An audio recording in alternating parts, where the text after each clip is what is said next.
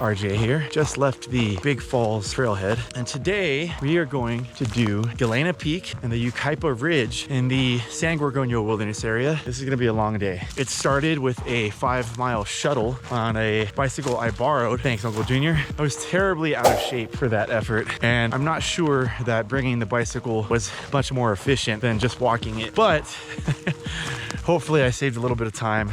So here we are at the Vivian Creek Trailhead parking area. Essentially, we have to hike around 22 miles with roughly 6,000 feet of vertical gain. We're going to start on the Vivian Creek Trailhead and ascend the Mill Creek Canyon. From there, we're going to ascend a head wall to the Mill Creek Jumpoff, which is a little saddle between the San Gorgonio Peak area and Galena Peak. From the Jumpoff, we'll ascend toward Galena Peak. Right along that area should be some class 3 terrain. From there, we have to hit a series of peaks. Right now, I'm not committed to doing really anything because I've never been here before. We're gonna be playing it by ear and really just checking the route out. I got everything I need to do the full route, and I'm relatively well trained. I don't know, this is a big commitment, so we'll give it a shot. We've reached the junction for the Vivian Creek Trail, which just crosses the creek bed here and then ascends all this nonsense. We're gonna keep going straight, and eventually we should leave this path and kind of just ascend the canyon.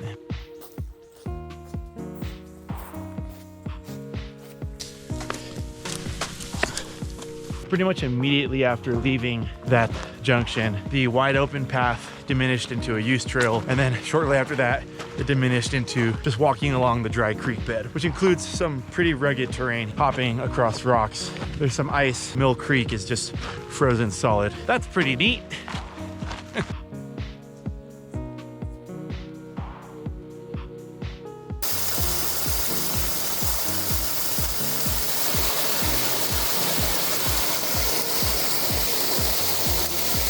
From the upper portion of Mill Creek, it looks like we've got a pretty sweet view of the Mill Creek Jumpoff right here. And you can kind of see the sandy ascent to get to that saddle there. And then if we zoom out a little bit, you can see our ridge line up to Galena, which definitely looks fun.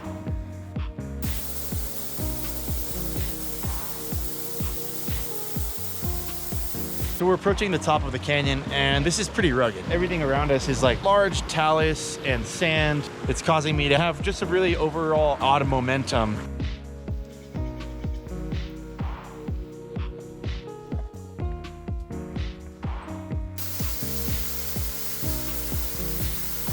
So I've reached this waterfall here, which is like a 25-foot waterfall at the 7,400 foot level roughly. There's a couple places to ascend right here. They look really rugged and sandy. I'm just gonna go for it. But in hindsight, kind of looking back this way, I think I should have left the creek bed 300 feet back and ascended from there.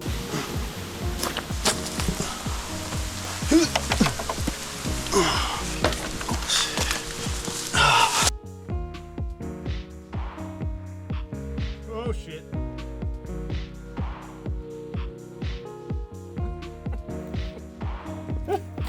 Figured I'd check in one more time before we reach the bottom of the Mill Creek Jumpoff. You can see over here, there's still a bunch of talus blocks we have to ascend before we get to the bottom of the Jumpoff. The sandy ascent is not nearly as long as I thought it'd be. It looks like it's maybe 150 feet tops. It's starting to warm up. It is now 10:31 in the morning. We're at the 8,000 foot mark, and we've traveled a little under 3.5 miles. So we're just gonna snake around this hill and get to the sunlight over here.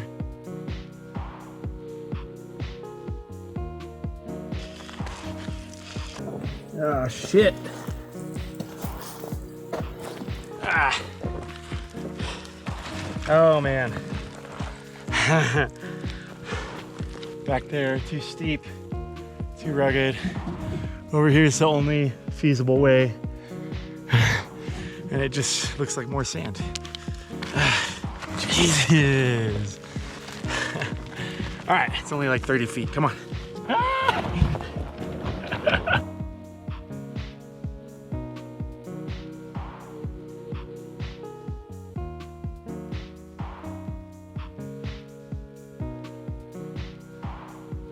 We're at the top of the Jumpoff. We've got to ascend this ridge line here to get to Galena, which I believe is that peak there. And then we're gonna follow the rest of this ridge line all the way into that burn scar. At that point, we're gonna have to descend back toward the car, which is somewhere along the road down in the canyon here. Looking gorgeous, great views of San Bernardino and even the Angeles National Forest off in the distance.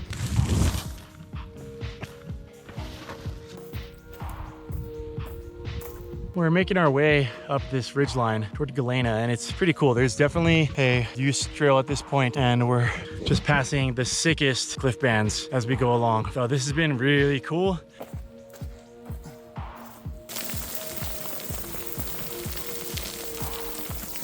Whoops.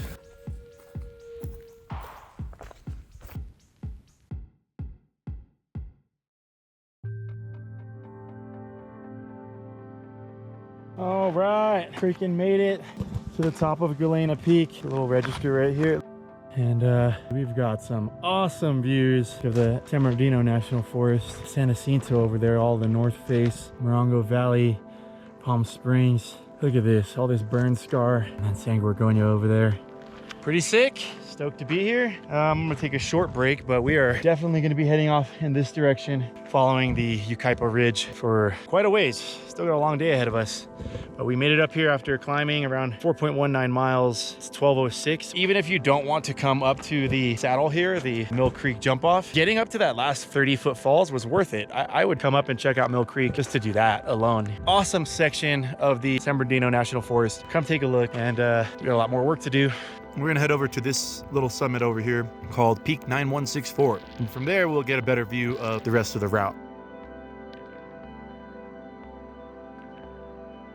We just got to Peak 9164, I think it was. And this is awesome. Look at this view of the ridgeline all the way to what I think is Little San Gorgonio Peak over there in the distance. So now I could kind of see what they might have meant by class 3 scrambling. I could see a small descent here with some ridgeline work, kind of knife's edgy, and maybe even on the other side, but we'll kind of just go take a look and do one little bit at a time. But yeah, overall, this is a really rad ridgeline.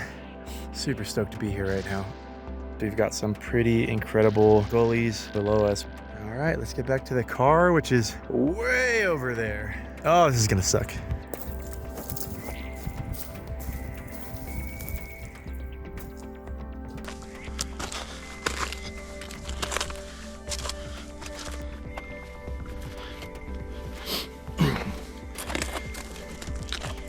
Super craggy, shaly rock.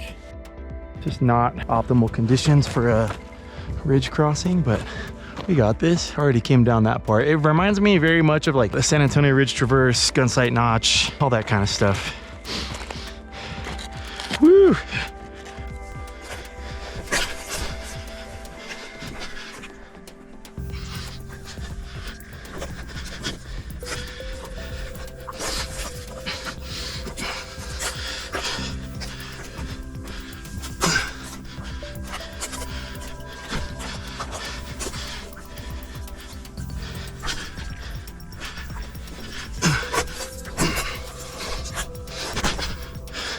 That's cool.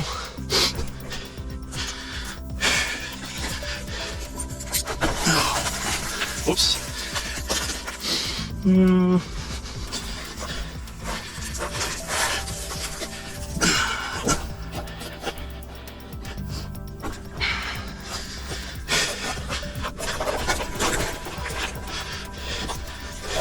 Whoops. Oh shit. Man, this sucks.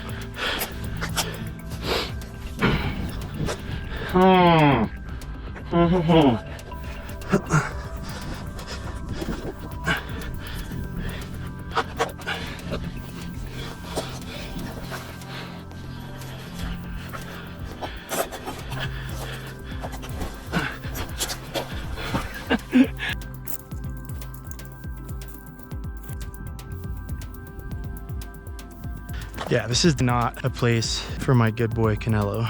Look at that. This is all shaly and it's got a bit of an overhang, so I'm gonna stick to this one, which still looks like these rocks are not extremely solid. We're just gonna take it real slow. All right, see, I wanna, oh, that's moving. Nope. Let's see what else we got.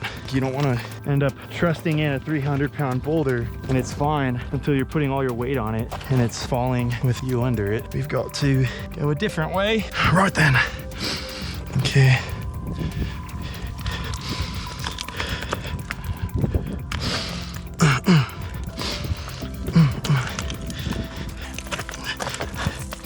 Oh yeah, that was definitely a challenging class 3 scramble right there.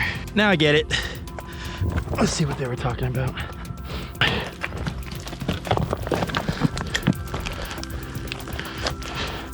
Okay, so this is super rugged. It's just very unsafe. It's not like it's overly difficult. It's just nothing is solid. So this is really just an unsafe route.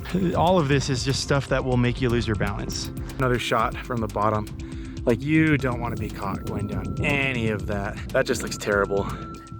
And from here, we've got another drop off. This one's a lot smaller, but there's just too much brush in the way to commit to going straight down here. So again, we need to go around the ridge proper and then follow that sand to the next spur over here. And from there, we'll see what that side's like, because it looks like we got one more steep drop off. So I'm at the 9,072 foot level on this last ridge spur that I can see anyway. And it looks like we've got to descend the south side of the ridge. So that's what it's been so far, just continually staying along the south side since the north side is very craggy and steep.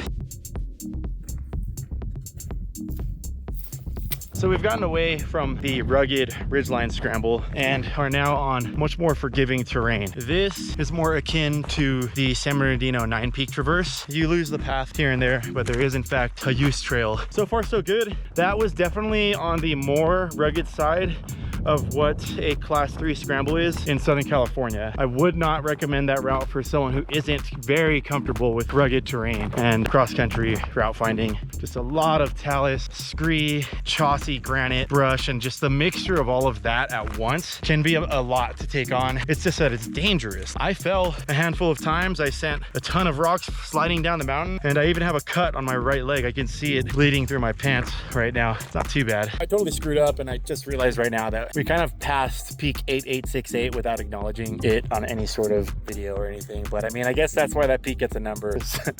Ran right past it. In front of us here, we've got the ascent for Little San Gorgonio Peak. Doesn't look like we have any super rugged terrain in front of us.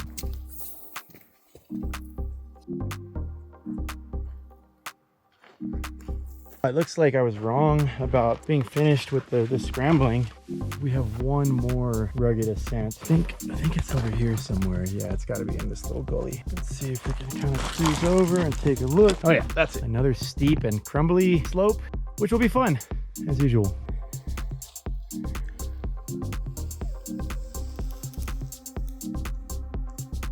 Got some new views up here at the top of whatever pseudo peak this is, because still got a ways to Little San Gorgonio. I've been slowing down a bit, definitely approaching what is considered a long day for me, so it's gonna be a slog from here on out. But otherwise doing fine, everything's looking good. Just gotta get there when we get there. I got a headlamp, so it is what it is, you know? We have freaking made it to the summit of Little San Gorgonio. I guess I should have went that way. Shit. Oh, I'm gonna scramble over this. That was a mistake.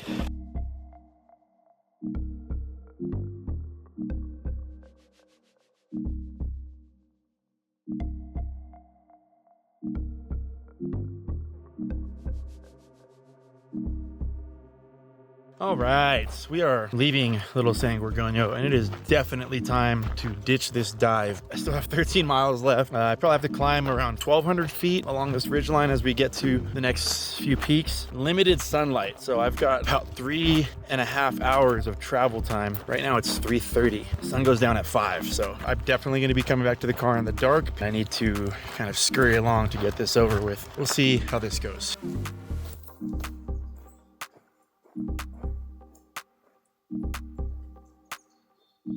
So we just passed a communications tower, and I didn't realize that that was like trespassing zone. So I had to go around it on the north side in the canopy of the trees to get around it. But on both sides, there were signs that say no trespassing. So my assumption is I'm okay to be here, just not near the communication tower. Anyway, onward, we are making much better time because we have found this beautiful fire road. We've reached peak 8832 on the map. Looks like we had to leave the fire road. Oh, there's actually a summit registered register here. Anyway, I'm gonna bypass this and just keep moving. There's the register because we've got a lot of work to do. I'm gonna refrain from filming too much from here on out because number one, I'm in a rush, like I said earlier. Number two, I'm low on battery, at least on my GoPro, and I've got quite the ways to go. Besides that, we're also below the pines, so we're not gonna get those really impactful views that you guys are looking for anyway. But so far so good, still feeling all right. Out of food, probably have 3/4 of a liter of water left, and maybe what, 2 peaks? I don't remember. Anyway, I gotta keep moving.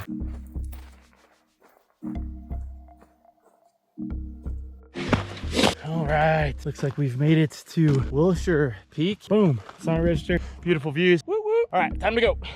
I'm sorry, but I'm out of time. We got to keep it moving. The next peak is something, I don't know, I don't remember the name. Here we go. And it looks like there's supposed to be some switchbacks and a trail on this northwest side of the peak heading to Oak Glen, which is our next summit. Onward. We have hit yet another peak, Oak Glen. Like I said, I gotta move it along. It's 4:44. That sun's only gonna be up for another 20 or so minutes. Woo! Otherwise, this has been pretty tame. I'm really liking the views. Unfortunately, it's all a burn scar, but it is cool. Just like a little bit more metal. Woo-wee! Top of Cedar. Oh man, 8,314 feet roughly. Sunset is about to happen in about 5 minutes. Gotta get that headlamp out soon. Well, we've got about 45 minutes before it gets real bad. Whew, let's go. We are passing a sign that says Oak Glen on it. And this is supposed to be a trail, the Oak Glen Divide Trail. But you can very much tell it hasn't been used in a decade. It is absolutely insane how fast it got cold after the sun went down. We just passed sunset. I had immediately had to put my down jacket and insulated gloves on. I don't think I'm gonna be filming much more or telling much more of a story in the dark. So I figured I'd take the time to thank you guys for watching. Make sure you like, comment, subscribe, and share the video. All of that kind of stuff helps me build this channel. And happy hiking.